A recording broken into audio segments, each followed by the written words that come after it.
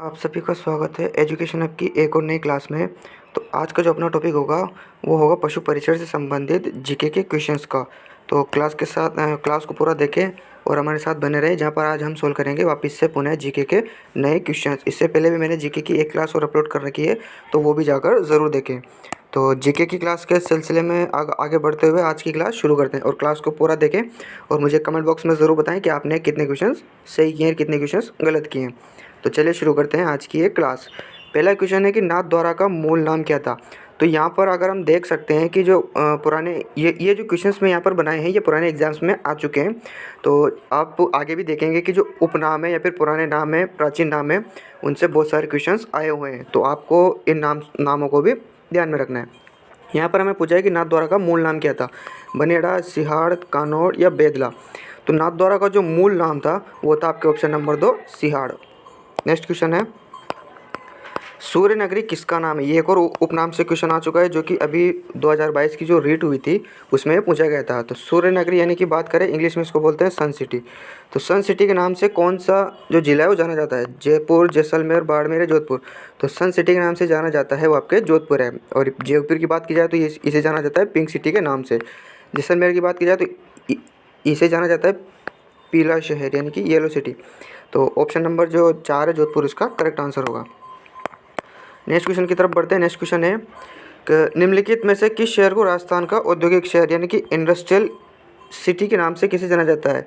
तो औद्योगिक शहर का नाम सुनते आपके दिमाग में ऑटोमेटिक आ जाना चाहिए, वो है कोटा। बहुत जोधपुर की बात की जाए तो हमने इससे पहले क्वेश्चन में चर्चा कर ली है, सन सिटी इसको कहते हैं।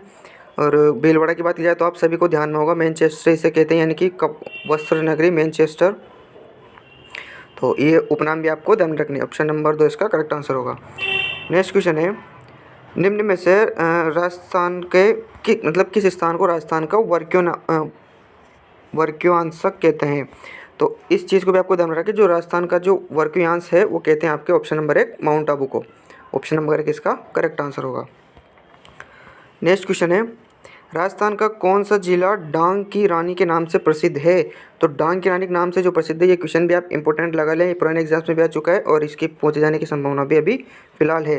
क्योंकि जो डांग की रानी की अगर हम बात करें तो ये कहते हैं आपके करौली को, यानी कि जो करौली का है आसपास अगर हम देखें तो चंबल नदी बहती है। तो चंबल नदी के साथ में एक क्षेत्र भी बनता है, वो है बीहड़। ये भी आपको ध्यान में होगा, बीहड़ या उत्खाद भूमि। तो इससे अगर हम आगे चले तो करौली के क्षेत्र में यहाँ पर डांग यानी कि बहुत सारा जंगल है, तो उस क्षेत्र को कहते हैं डांग। तो ये है आपके ऑप्शन नंबर 2 जो करौली। नेक्स्ट क्वेश्चन है बीकानेर का प्राचीन नाम क्या था। तो बीकानेर का जो प्राचीन नाम था, देखिए वो इसका करेक्ट आंसर होगा, वो होगा जांगल प्रदेश, यानी कि बीकानेर के आसपास के क्षेत्र को कहते हैं जांगल प्रदेश। और बात करें शिवी की, तो शिवी जनपद के अंतर्गत जो मेवाड़ के आसपास का क्षेत्र था, यानी कि जैसे कि उदयपुर हो गया, चित्तौड़गढ़ हो गया, तो क्षेत्र कहलाता था आपके शिवी। तो इसका ऑप्शन नंबर 1 इसका करेक्ट आंसर होगा। नेक्स्ट क्वेश्चन है घंटियों का शहर किसे कहा जाता था। तो घंटियों का शहर कहा जाता था आपके ऑप्शन नंबर 1 झालरापाटन को, जहाँ पर राजस्थान का सबसे पुराना तिथि युक्त मंदिर भी स्थित है, जिसकी तिथि थी 689 ईस्वी। तो इस चीज़ को भी आपको ध्यान में रखना है। ऑप्शन नंबर 1 इसका करेक्ट आंसर होगा। नेक्स्ट क्वेश्चन है कि असुमेलित जोड़े को छाटे। यहाँ पर कुछ नाम और प्राचीन नाम दिए हुए हैं जिनके हमें असुमेलित जोड़े को छाटना है। तो पहला ऑप्शन कह रहा है कि गंगानगर का प्राचीन नाम योध्य प्रदेश था। तो जी हाँ, ये बिल्कुल सही है। गंगानगर और हनुमानगढ़ जो क्षेत्र था उसे योध्य प्रदेश कहते थे। उदयपुर शिवी जनपद, इससे पहले हमने चर्चा कर चुके हैं कि जो शिवी जनपद था उसके अंतर्गत मेवाड़ का क्षेत्र आता था, यानी कि जैसे कि उदयपुर हो गया, चित्तौड़गढ़ हो गया, तो ये भी सही होगा। जालोर की बात की जाए तो इसका प्राचीन नाम स्वर्णगिरी ही था, यानी कि ऑप्शन नंबर 3 भी करेक्ट है। लेकिन जो भरतपुर है उसका प्राचीन नाम विराट नहीं था, यानी कि ऑप्शन नंबर जो 4 होगा वो करेक्ट होगा। भरतपुर का अगर प्राचीन नाम की हम बात करें तो भरतपुर का जो प्राचीन नाम था वो था सूरसेन। सूरसेन भरतपुर का क्षेत्र को कहते थे सूरसेन। और विराट की बात करें तो विराट ये जो प्राचीन नाम है ये है आपके बेराट का। ये भी आपको ध्यान रखना है, बेराट जो कि आपके पड़ता है जयपुर के आसपास का क्षेत्र। ऑप्शन नंबर जो 4 जो होगा उसका करेक्ट आंसर होगा। नेक्स्ट क्वेश्चन की तरफ बढ़ते हैं। नेक्स्ट क्वेश्चन कह रहा है कि क्षेत्रफल की दृष्टि से निम्न में से देश का सबसे बड़ा राज्य कौन सा है। आप सभी को ध्यान में होगा कि क्षेत्रफल की दृष्टि से भारत का सबसे बड़ा राज्य सबको पता है राजस्थान है, जो कि कुल देश के 10.41% क्षेत्र को घेरे हुए है। इस चीज़ को भी आपको ध्यान में रखना है। नेक्स्ट क्वेश्चन है कि झीलों की नगरी किसे कहते हैं। झीलों की नगरी, तो झीलों की नगरी कहते हैं आपके उदयपुर को। ऑप्शन नंबर 2 इसका करेक्ट आंसर होगा। बात करें अलवर की तो ये राजस्थान का सिंहद्वार है, राजस्थान का सिंहद्वार। जयपुर की बात की जाए तो वही पिंक सिटी। बांसवाड़ा की बात की जाए तो पहाड़ों की नगरी, सॉरी ये जो बांसवाड़ा है इसे कहते हैं 100 द्वीपों का शहर। पहाड़ों की नगरी तो डूंगरपुर है, 100 द्वीपों का शहर, ये भी आपको ध्यान में रखना है, यानी कि ऑप्शन नंबर जो 2 है उसका करेक्ट आंसर होगा। अगले क्वेश्चन की तरफ बढ़ते हैं। नेक्स्ट क्वेश्चन है कि राजस्थान का हृदय किस जिले को कहते हैं, यानी कि राजस्थान का जो हृदय है वो कहते हैं आपके ऑप्शन नंबर 1 अजमेर को। अगर इस तरह से भी देखा जाए तो अजमेर राजस्थान के बिल्कुल सेंटर में भी स्थित है, यानी कि जो राजस्थान का हृदय होगा वो होगा आपका ऑप्शन नंबर 1 अजमेर, सॉरी हाँ अजमेर। नेक्स्ट क्वेश्चन होगा भीनमाल प्राचीन नाम किसका था, यानी कि भीनमाल जो है प्राचीन नाम किसका था, तो वो था आपका ऑप्शन नंबर 1 श्रीमाल का। मांड की बात करें तो मांड प्रदेश जो आता है वो आता है आपके जैसलमेर के आसपास का क्षेत्र, तो मांड प्रदेश आता है, यानी कि ऑप्शन नंबर जो 2 है उसका करेक्ट आंसर होगा। नेक्स्ट क्वेश्चन है चित्तौड़ का प्राचीन नाम क्या था, तो इस वाली क्लास में हम चर्चा करेंगे केवल प्राचीन नामों के लिए, तो इससे आपको जो राजस्थान के कुछ क्षेत्र हैं उनके प्राचीन नाम भी याद हो जाएंगे। तो चित्तौड़ का जो प्राचीन नाम था, मैंने आपको 2 क्वेश्चन इससे आ चुके हैं, वो है शिवी जनपद, यानी कि मेवाड़ के आसपास का क्षेत्र है, शिवी जनपद कहते थे। जंगल की हमने इससे पहले भी चर्चा कर चुकी है, बीकानेर के आसपास का जो क्षेत्र था वो जंगल प्रदेश के नाम से जाना जाता था। बाकी चित्रकूट की बात की जाए तो केला देवी पक्षी विहार, आप उस तरह से भी जा सकते हैं, चित्रकूट के पर्वत पहाड़ उस तरह भी है। नेक्स्ट क्वेश्चन है कि राजस्थान के क्षेत्र में बात की कुल क्षेत्रफल का कितना प्रतिशत है, ये भी हमने इससे पहले क्वेश्चन में चर्चा कर चुके हैं, 10.41%। राजस्थान का क्षेत्रफल की दृष्टि से प्रथम स्थान तो 10.41%, यानी कि 10.45% में ऑप्शन में, यानी कि ऑप्शन नंबर 1 जिसका करेक्ट आंसर होगा।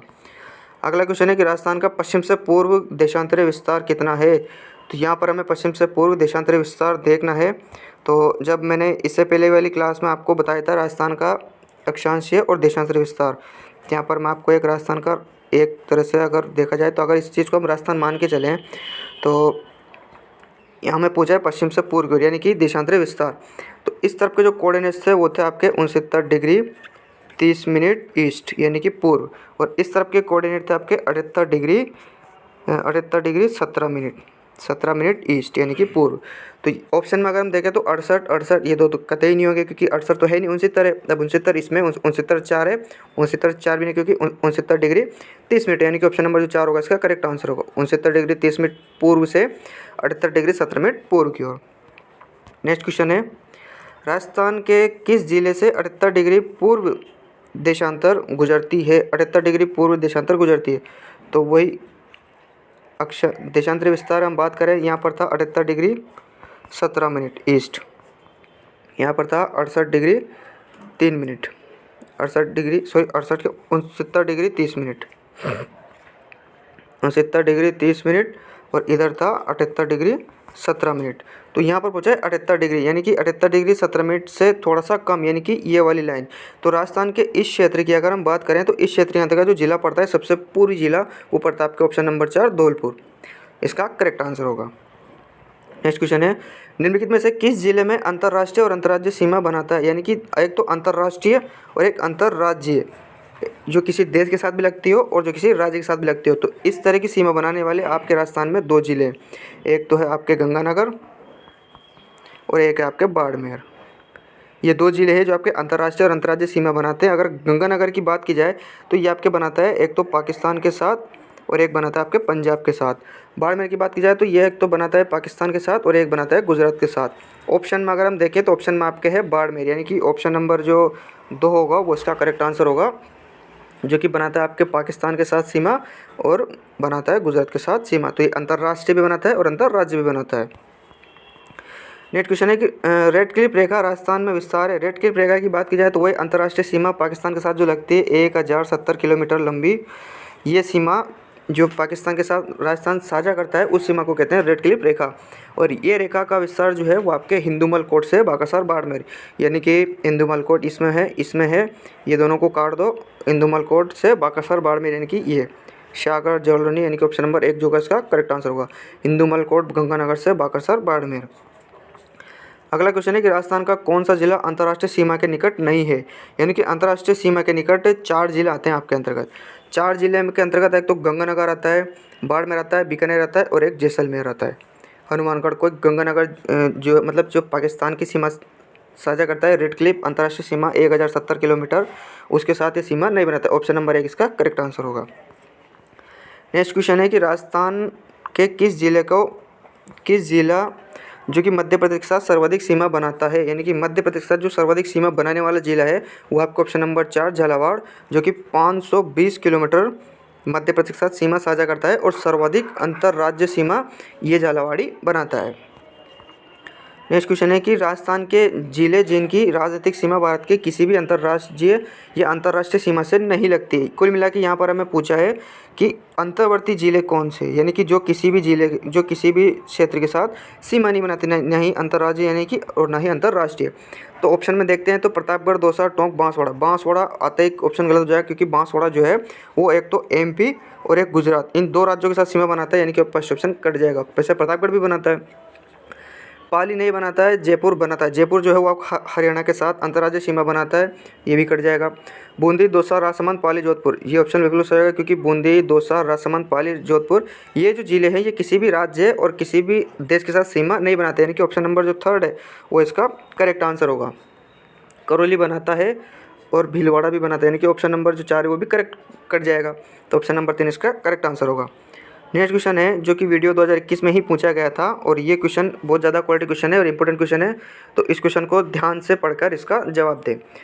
क्वेश्चन है कि अजमेर को राजस्थान का 6ठा संभाग कब बनाया गया था। तो यहाँ पर बात हो रही है अजमेर को 6ठा संभाग बनाने की। तो 6ठा जो संभाग बनाया गया था वो बनाया गया था आपके 1987 में, ना कि 1956 में। 1956 यानी कि आप सोच रहे होंगे कि जो 1 नवंबर 1956 की बात हो रही है, तो इस दिन जो अजमेर है वो 26वां जिला बना था, ना कि संभाग बना था। वो बना था 1987 में। जब 1962 की बात है तो 1962 में जब मोहनलाल सुखाड़िया जी ने संभागीय व्यवस्था को समाप्त किया था, उसके बाद जब 1987 में हरिदेव जोशी जी ने संभागीय व्यवस्था को पुनः शुरू किया और अजमेर को 6ठा संभाग बनाया था, यानी कि ऑप्शन नंबर जो 3 होगा वो इसका करेक्ट आंसर होगा। तो आज के लिए ये 20 क्वेश्चंस काफ़ी है। आप मुझे कमेंट बॉक्स में ज़रूर बताएं कि 20 क्वेश्चन में से आपके कितने सही हुए, और चैनल को ज़रूर सब्सक्राइब कर लें। इस तरह के ही क्वेश्चंस मैं आपके लिए लाता रहूँगा। तो मिलते हैं आपसे अगली क्लास में, तब तक के लिए धन्यवाद।